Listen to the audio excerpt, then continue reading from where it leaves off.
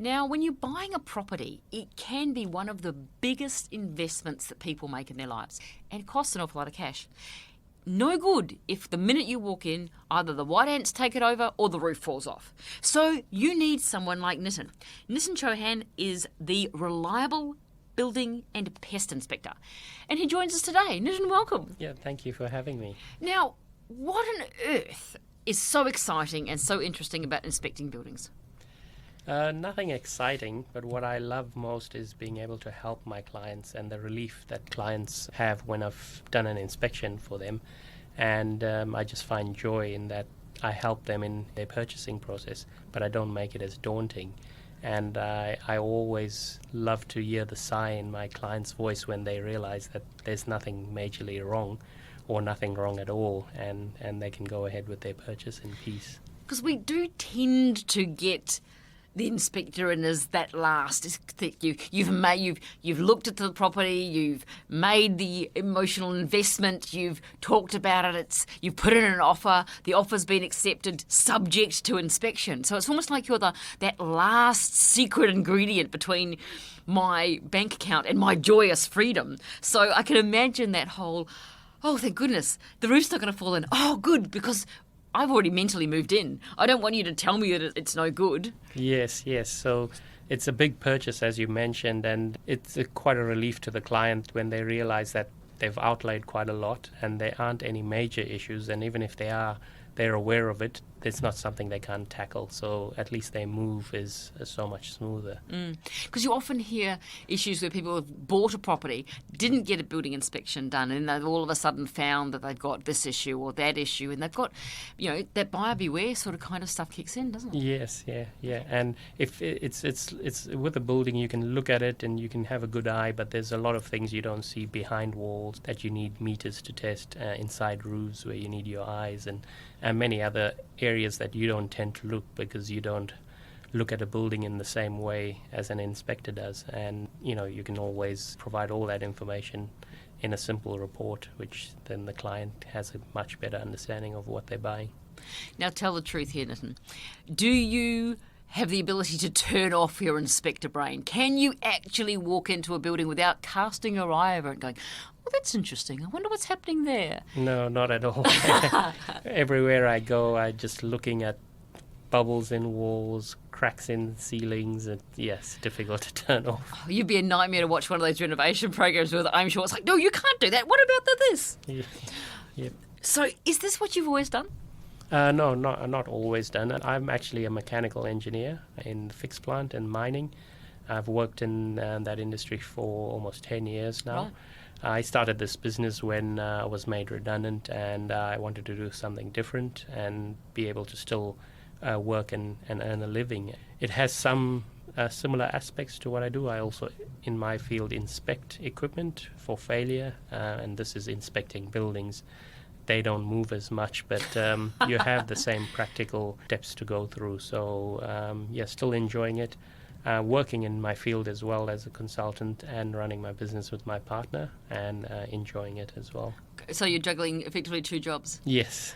I see. So which is the side hustle, the engineering or the inspecting? Where does your heart really lie? Yeah, I actually don't know which is the side hustle as yet. They're both side hustles. They're both side hustles? Yeah. Right. Okay, so you've got the building inspection side of things, which makes sense from a mechanical engineering point of view. Where did the pest inspection come in?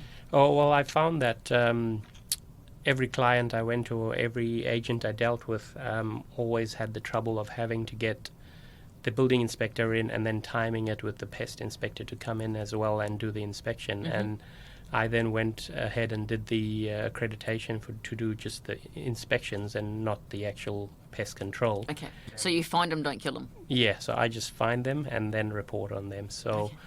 I found that agents really love that. One person comes in and does the inspection in one hit. Don't have to disturb the tenant or don't have to get the agent to let several people in. Mm-hmm. And sometimes they have to let evaluators in as well as other trades. So to lessen the blow, one inspector comes in. Also from the client's point of view, one person comes in, two reports as per standard, but one person to deal with and get it all done for them. Okay. What's the most common pest you find within the houses in Perth? Yeah, so with timber pest inspections, with respect to purchasing a property, we only look at timber pests, and timber pests are specific in the sense that the potential to cause structural damage. Okay. So that only includes termites, which are typically called white ants, wood borers, and wood decay. So it's more than just looking for termites? Yeah, so it's just those are the three elements. It's termites, borers, and decay. Those are the only aspects that are considered timber pests and that can affect a building structurally. So timber pest inspections do not include spiders and snakes and rats. Those are typically taken care of by pest controllers. But not to say that I won't point out if I have seen any pests, and I'll report on it. As you're wandering through the roof space, you're attacked by 10 possums. Yeah, it's probably worth a mention. So Yeah. I'll mention whatever I see out there and refer a pest controller. But a lot of people, when it comes to purchasing a property, based on the standard, it's timber pests, and those are the three aspects that can structurally damage a property, or potentially, if you see signs, they can potentially also damage. So that's what we look for: damage and potential damage. Okay, cool. So having the two reports together makes complete sense because, of course, one affects the other. The structural integrity of the property is affected by the pests, which makes complete sense. They go hand in hand, but they also very different. The way you actually report on them. So there's a real clear difference. That's why the industry has always kept those two jobs separate. But I've found a really good way to do both of them, but still report on them independently as well, because they have very different aspects, but they cause this damage to the same part of the property, which is the structural part of the property. Yeah, which of course the damage to structure means that it falls on your head while you're sleeping. Yeah. Which is less than desirable, I would imagine. So same end result, but looking at different items that can affect the structure. Yeah. Cool. Yeah. So I was told a secret. This is actually a family business. Yes, family business. My partner and I run it together. My partner does a lot of the marketing, reporting, and myself, and I have subcontractor inspectors on board as well that do all the inspections. So it's not like you need to, there's just sort of you against the universe. You've got a really great team of people behind you. Yes, good team and a really good system that we've built together. And all of our inspectors have different specialities. They've worked in construction as supervisors, as roof carpenters, and licensed builders, so a real mix of knowledge. With myself being the engineer, we've got a real mix of knowledge, and we can have inspectors review jobs done by each other, so good feedback. So a real breadth of experience there, which means you can really tackle anything which is thrown at you, even if you don't know about it. Okay. Yes, definitely. So great toys, I know this because I've seen your moisture meters and your thermal guns and all the other cool toys that we get to play with. So good technology supported by fantastic knowledge of a really broad range of areas, plus obviously some additional learning so that you could be not quite a one-stop shop, because that implies that you've got sort of kind of general knowledge rather than specific knowledge, but an ability to go in and look at the whole structure of a property, whether it's being damaged mechanically or it's being damaged by pests. Yep. And in a single but completely independent report. Two sets of reports. Yep. Brilliant. So if people are sitting there going, crumbs, I'm not quite sure what to do with my next property, and they're going, well, do I get a building inspector or don't I? What would your advice be? Clearly you're biased towards the building inspector side of things, but is there situations where a building inspector really isn't necessary?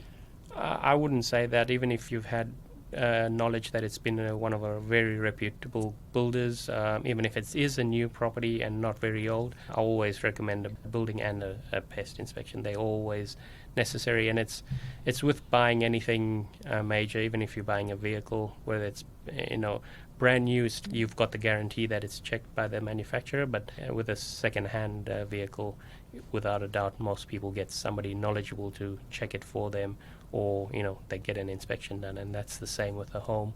And with a new build, you got the guarantee of a builder, but you want something independent, and that's where building inspectors can be quite unbiased and independent. I guess you've got the skin in the game is your reputation, not the fact that you just built someone a house. Yeah.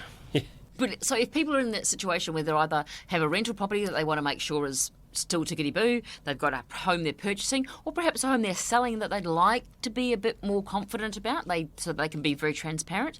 What's the best way for them to get hold of you?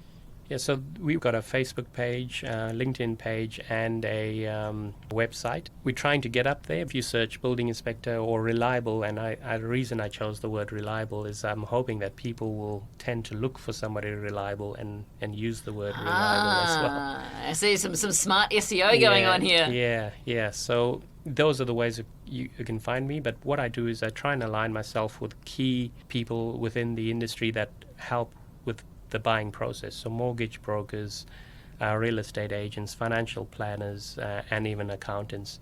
And a lot of people do interact with a lot of these financial professionals at any given time in their life, and definitely brokers when they're purchasing a property. And what I say to people is listen to your broker. He's fending for you. He's going to try and get the finance for you, the best finance he can. And any recommendations he gives are going to be of benefit. He's going to recommend the need for a building inspection and a pest inspection because he believes that needs to be done because you actually, as a client, making a very large purchase. So trust your broker or trust your accountant because they're working for you. So they're already on your team. Yeah, so they're going to look out for you. Well, so obviously, make the call, catch up with you, at least have a conversation about what people are thinking and how you can help them. It makes complete sense to go with someone who is reliable, as is your good self. Yes, reliable, on time, and always there. Brilliant. Thank you. Thank you.